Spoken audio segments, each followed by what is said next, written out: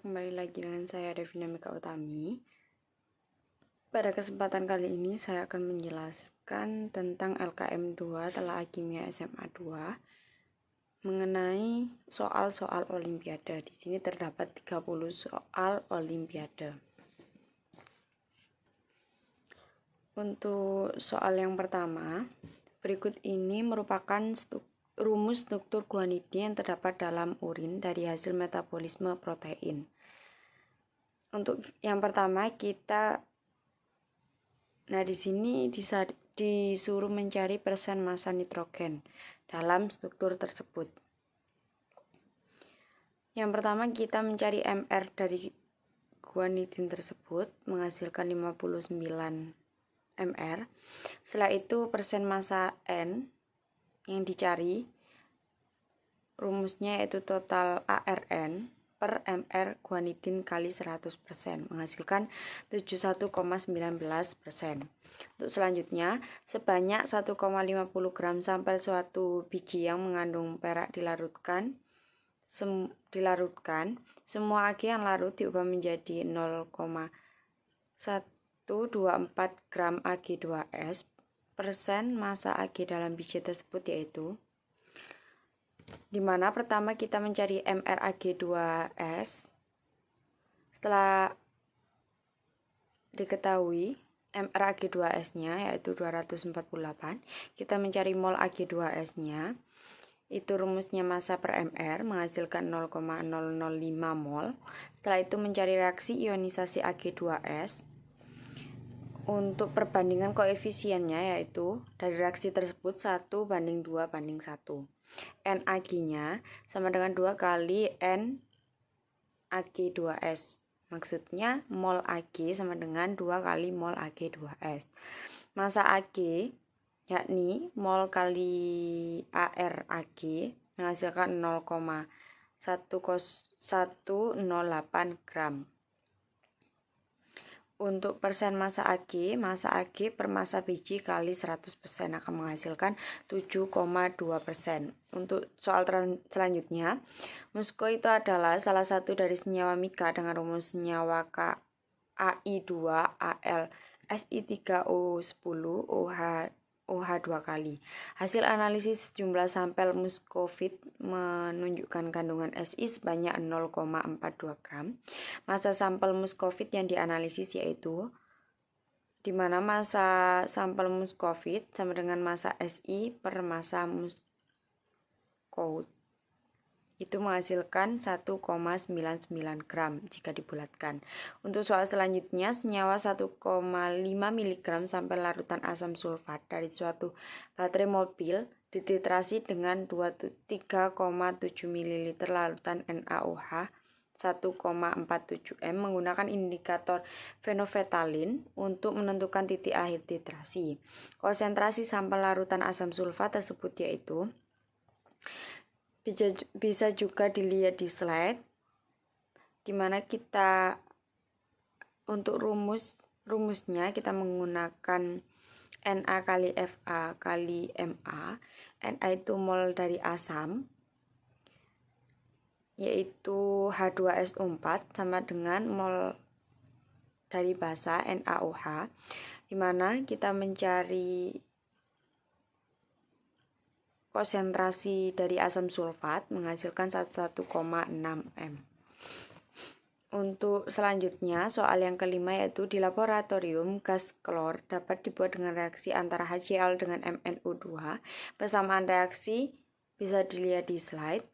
Bila reaksi berlangsung sempurna, massa larutan HCl pekat yang diperlukan untuk menghasilkan Cl2 sebanyak 2,50 gram ialah, di mana kita pertama mencari mol dari Cl2, setelah itu kita mencari NaHCl atau mol HCl sama dengan 4 kali mol Cl2, maka massa HCl akan menghasilkan 5,1392 gram, di mana rumusnya yaitu mol HCl kali massa molar HCl.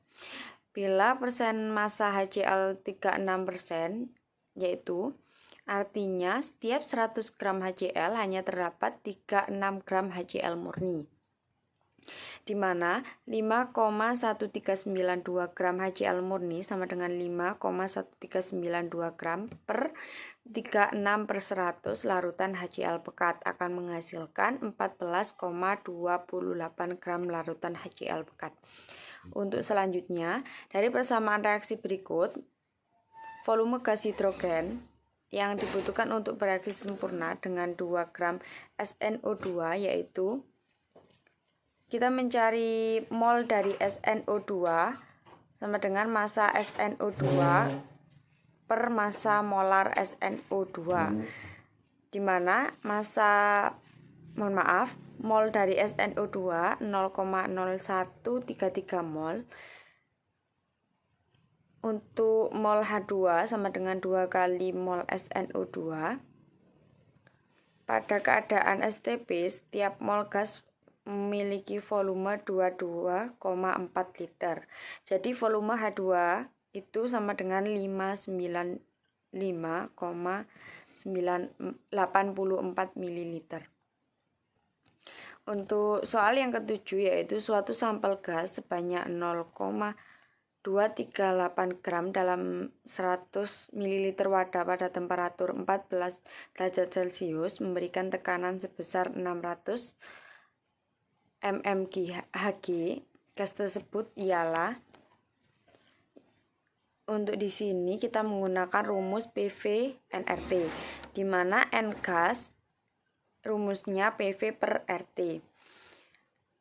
Mol gas ini menghasilkan 0,00335 mol, di mana kita mencari massa molar gas, massa gas per mol gas, di mana massa molar gas menghasilkan 70,93 gram per mol. Gas yang memiliki massa molar tersebut yaitu sekitaran 70,943 itu merupakan gas Cl2 atau disebut klor. Untuk soal yang ke-8 yaitu entalpi pembuatan standar timbel 2 karbonat ialah min 699 kJ per mol. Pernyataan persamaan termokimia yang paling tepat yaitu entalpi pembentukan standar merupakan entalpi pembentukan 1 mol senyawa dari unsur-unsur penyusunnya. Penulisan persamaan kimia itu harus setara, di mana unsur penyusun dari PbCO3 yaitu Pp, C, dan O2. Untuk soal selanjutnya, perhatikan persamaan termokimia berikut. Di antara pernyataan berikut yang tidak benar mengenai persamaan termokimia yaitu nilai delta H min 92,4 kJ apabila HCl yang dihasilkan berwujud cair.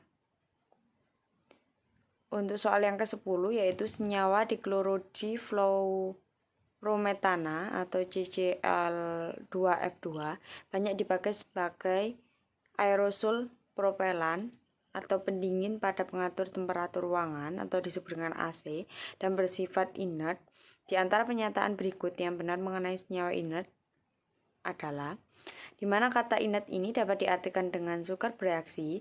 Sukar bereaksi ini merupakan energi ikatan antara atom dalam molekul tersebut sangat besar, sehingga sulit diputuskan sebagai syarat terjadinya reaksi.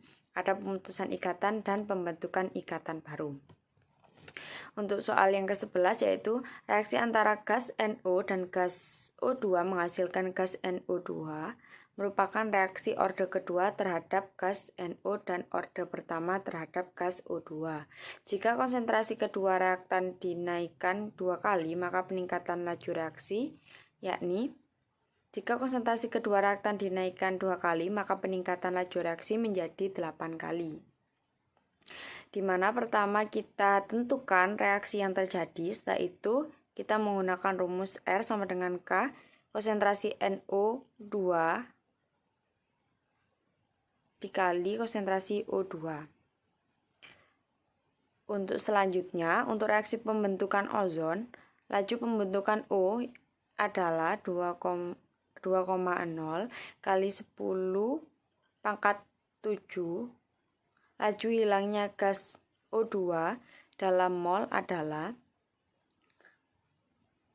untuk laju hilangnya O2 yaitu 3,0 kali 10 pangkat min 7.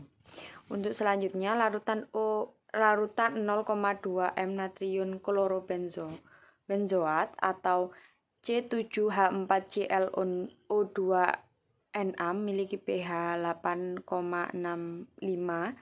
pH larutan 0,2 m asam klorobenzoat yakni pH-nya menghasilkan 2,35, di mana larutan C7H4ClO2Na merupakan garam terhidrolisis parsial. Kita mencari pH-nya sudah diketahui, maka kita mencari pKa. Untuk pKa-nya menghasilkan 4,00.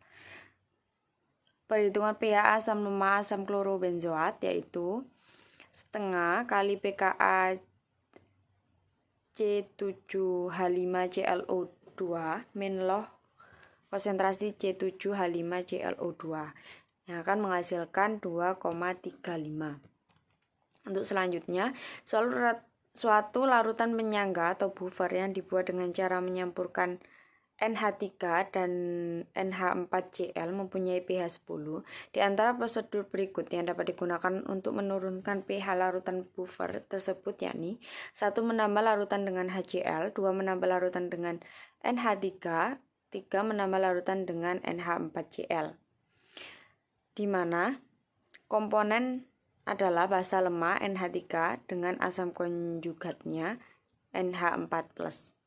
Yang pertama, penambahan HCl atau asam akan mengurangi konsentrasi NH3 dan menambah konsentrasi NH4+.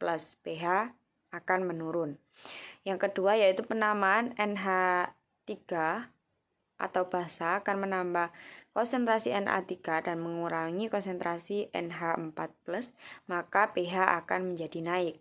Penambahan NH4Cl berarti menambah konsentrasi NH4+, di mana pH akan turun. Jadi yang dapat digunakan untuk menekan pH yaitu yang pertama dan ketiga.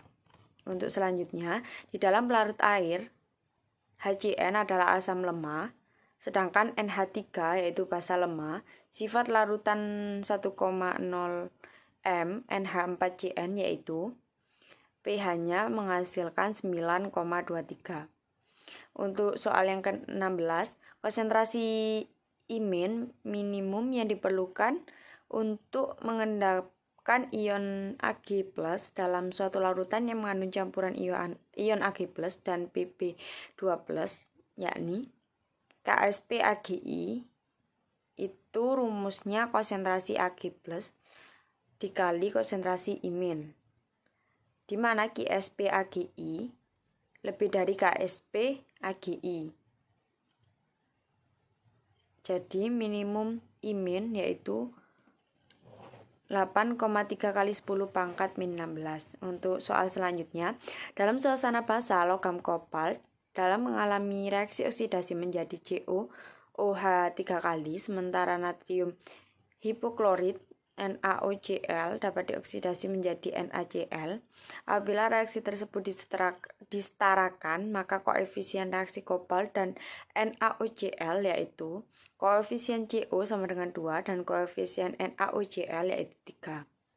Nomor 9, berikut ini diberikan deret keaktifan beberapa logam. Semakin ke atas itu mudah teroksidasi. Ion yang dapat direduksi oleh Zn adalah makin mudah teroksidasi. Semakin mudah teroksidasi, maka semakin sulit tereduksi. Semakin sulit teroksidasi, maka semakin mudah untuk tereduksi. Untuk Zn akan dapat mereduksi logam yang lebih mudah mengalami reduksi. Logam yang lebih mudah mengalami reduksi berada di bawah Zn, jadi Cr3 dan Fe2. Untuk soal selanjutnya, suatu sel elektrokimia memiliki diagram sel sebagai berikut. Yang tertera di slide. Potensial sel standar yang tertukar yaitu 0,35 M dan potensial reduksi kolor yaitu 1,36 volt. Potensial reduksi standar dari PU4+, PU3+ yaitu plus 1,01 volt. Untuk selanjutnya, elektrolisis umum digunakan untuk mendapatkan logam murni dari ion-ionnya.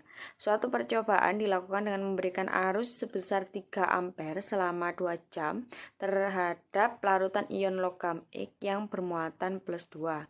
Di akhir percobaan diperoleh logam X sebanyak 7,11 gram. Logam X tersebut yaitu AR sekitar 63,48 yaitu Cu, berarti logam tersebut yaitu Cu. Untuk selanjutnya, kelarutan molar magnesium hidroksida dalam suatu larutan penyangga dengan pH 11 adalah, kita tentukan reaksinya terlebih dahulu. MgOH 2 kali menghasilkan Mg2+ tambah OH-, 2OH- untuk pH-nya yaitu 11, maka konsentrasi OH- yaitu 10⁻⁻3. Untuk Ks kita setelah itu selanjutnya mencari Ksp dari MgOH 2 kali. Untuk Ksp-nya sudah diketahui 8 kali 10⁻⁻12. Setelah itu konsentrasi Mg2+-nya belum diketahui. Maka kita akan mencari konsentrasi Mg2+, yaitu 8 kali 10⁻⁻6. Kelarutan molar MgOH 2 kali sama dengan konsentrasi Mg2+, yaitu menghasilkan 8 kali 10⁻⁻6. Untuk soal yang kedua, jumlah isomer C2H2Cl2 yang termasuk isomer geometri cis trans, yaitu jumlah isomernya ada 3. Yang pertama trans 1,2 dikloroetana, cis 1,2 dikloroetana, 1,1 dikloroetana. Untuk selanjutnya, nama IUPAC senyawa berikut yaitu, senyawanya terdapat di slide. Untuk nama senyawanya 2,4 dimetil siklopen 2-enon. Untuk soal nomor 24, senyawa DDT sejak tahun 1945 sampai dengan 1980 banyak digunakan sebagai pembasmi inseksida penyebab penyakit malaria. Di antara pernyataan mengenai DDT di bawah ini yang benar yaitu, pada DDT tidak ada karbon chiral, karbon yang mengikat 4 gugus atau atom berbeda. DDT sifatnya nonpolar, ia larut dalam lemak. Untuk soal selanjutnya, oksidator yang dapat digunakan untuk mengoksidasi metilbenzena menjadi asam benzoat yaitu, syarat terjadinya oksidasi metilbenzeat atau sebuah alkil benzena menjadi asam benzoat adalah alkil benzena memiliki atom C benzilik yang kemudian dioksidasi dengan oksidator kuat seperti KMnO4. Untuk selanjutnya, di antara senyawa berikut yang merupakan produk dari reaksi brom atau CCl4 dengan alkena, yakni beberapa kemungkinan reaksi adisi butena. Bisa dilihat untuk strukturnya.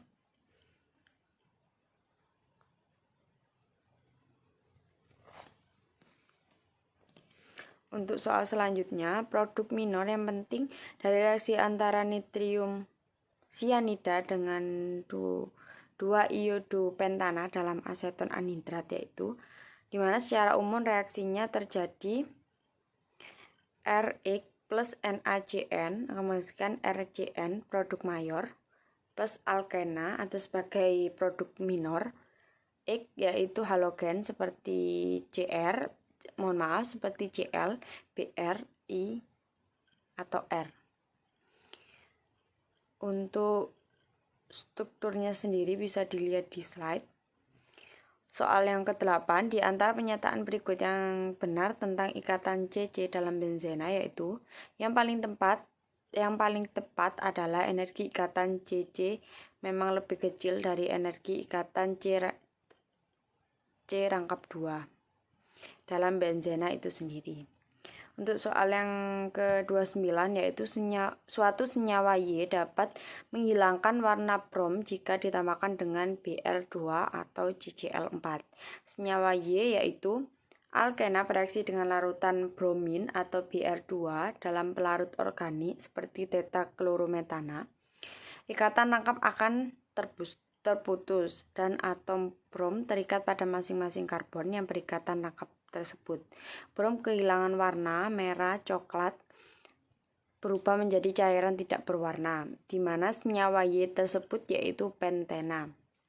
Untuk soal yang terakhir, senyawa trikloro-pentena banyak dipakai sebagai bahan pembersih di antara reaksi berikut yang dapat bereaksi dengan trikloroetana menghasilkan produk kiral, yakni atom C kiral, atom C yang mengikat 4 gugus atau atom yang berbeda-beda.